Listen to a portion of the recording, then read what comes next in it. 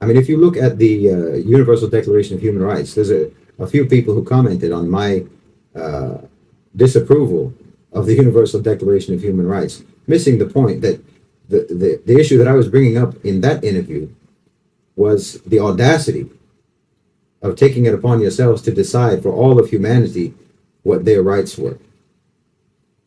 Your rights are endowed by your Creator. Even the Constitution says that, the American Constitution. But now the rights you decided are not endowed by the Creator, but endowed by the United Nations, by Eleanor Roosevelt. The audacity of that you think that you have the authority to decide that for all people, for all time, for everywhere, in all circumstances.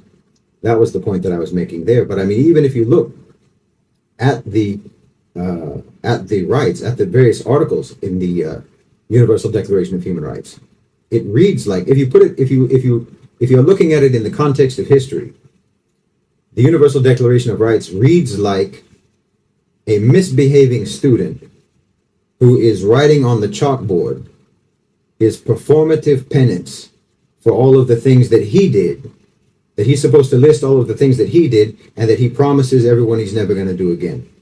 That's what it looks like, because when you go down the list of all of the rights that they're saying that they guarantee to people and that people are supposed to have, you're basically talking about all of the things that you have denied people historically, that the West has denied people historically, the rights of human beings that you have denied and violated historically for ages. And now you're promising we're not going to do it again, because now we're telling the world we recognize that these are rights and it was wrong for us to violate them all these years. But then, of course, you continue doing it anyway, because it is also a list. If you look at it historically from prior to 1948 when they made it, then it reads like they're making Toba, they're making penance for all of their crimes, and we're listing them out. Like the punishment was, list all of the crimes that you've committed, and tell the teacher that you know what you did wrong. So that's what the Universal Declaration of Human Rights looks like when you're looking at it in the context of history prior to its enactment. If you look at history following the Universal Declaration of Human Rights, then it reads like all of the rights that we are going to continuously violate for the next 50, 60, 70 years and on. Because they're violating everything. Every article in there is being violated on a regular basis. But it turns out that you weren't repentant. This wasn't your penance. This wasn't actually, the purpose of this wasn't so that you are acknowledging to the world that you know everything that you did wrong and you're promising to never do it again. It actually just becomes an instrument for you to be able to accuse everyone else of doing the things that you've always done and never applying it to you. You made that list so that then you can accuse everyone else of doing those things, of violating those rights.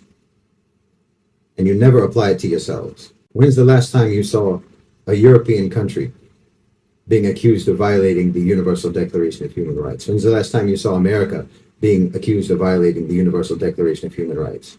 Except by a fringe lawyer, who can't even get any press coverage and whose complaint gets thrown out immediately.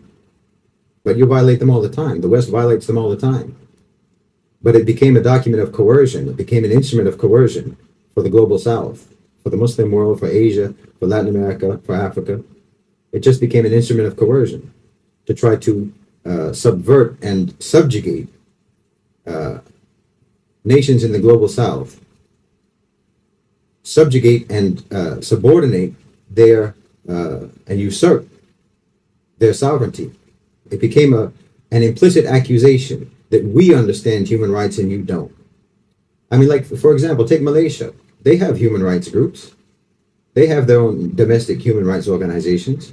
They understand what human rights are. Why do you think that people in New York, why do you think that Eleanor Roosevelt cares more about the human rights of Malaysians than Malaysians? Why do you think that they don't understand what their rights are and they have to be told by you in the West what their rights are, and that they don't know when their rights are being violated? You have to tell them. Because actually what's being violated is their obedience to you, their deference to you.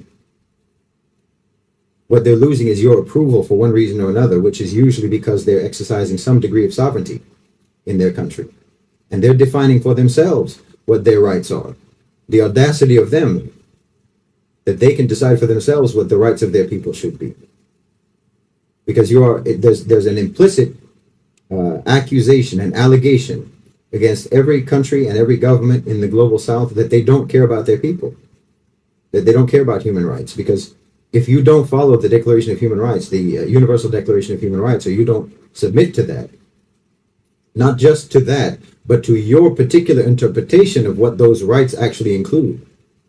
Because, for example, the Universal Declaration of Human Rights says nothing about sexual orientation, but you're putting it in there now through interpretation and saying that now you're deciding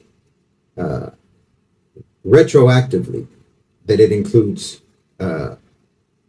gender identity and sexual orientation. It's not in there, but according to your interpretation, it's in there. And no country that's even a signatory to the Universal Declaration of Human Rights has a right to argue or dispute your interpretation.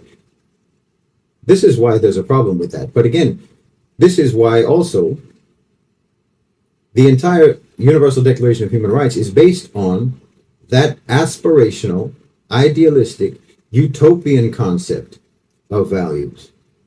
Not on real life, not on the real world.